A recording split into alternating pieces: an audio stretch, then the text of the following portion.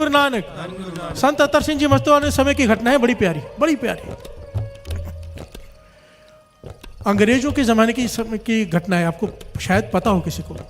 अंग्रेजों ने एक ट्रेन में एक स्पेशल डब्बा लगाया है सिखों के लिए, उसमें पलंग लगाए, चंदोआ साहब लगाए श्री गुरु ग्रंथ साहब जी को ले जाने के लिए।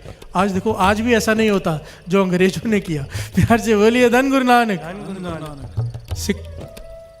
श्री गुरु ग्रंथ साहब जी के लिए अंग्रेजों ने विशेष डब्बा बनाया ट्रेन का, और जब ये देखा सब दूसरे धर्म वालों ने, तो उन्होंने एक सवाल उठाया कि आप सिखों के धर्म ग्रंथ का ज़्यादा सम्मान करते हो, हमारा नहीं। प्यार से बोलिए धन गुरु नानक। धन गुरु नानक। ये ऐतिहासिक घटना है कि आप सिखों के श्री गुरु ग्रंथ साहब जी का ज़्यादा सत्कार करते हो, हमारे ग्रंथों का नहीं करते। मुसलमान भी नाराज़ हो गए, बाकी सब धर्म वाले भी नाराज़ हो गए। तो अंग्रेजों ने उन्हें समझाने के लिए कि हमने ऐसा क्यों किया है, उन्होंने एक चीज़ की, कहने लगे कल सब अपना अपना धर्म ग्रंथ लेकर यहाँ पर आएंगे।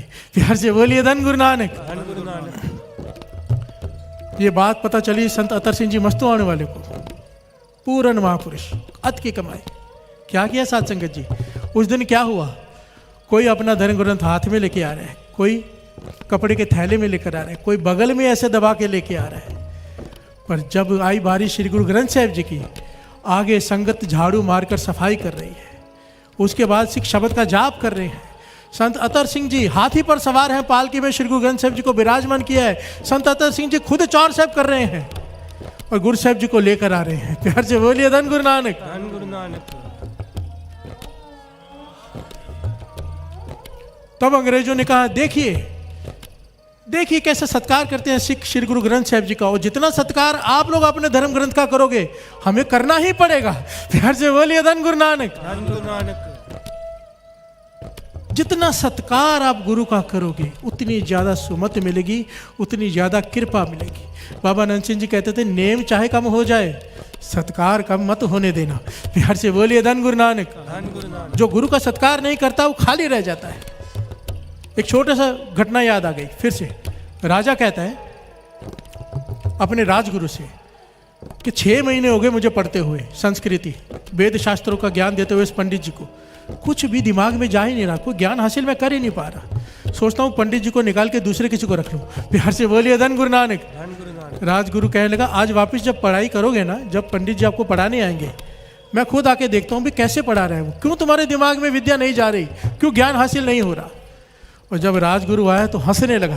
प्यार से बोलिए धन गुरु नानक। कहने लगा, राजा चाहे सारी जिंदगी पढ़ता रहे, तुझे एक अक्षर भी प्राप्त नहीं होगा ज्ञान का। राजा कहने लगा, क्यों? कहने लगा, पंडित जी बैठे हैं नीचे, तू बैठा है आसन पे। प्यार से बोलिए धन गुरु नानक। जो तुझे विद्या दे रहा है वो धरती पर बैठा है, तू ऊपर बैठा है। लेने वाला हमेशा नीचे बैठता है झुककर।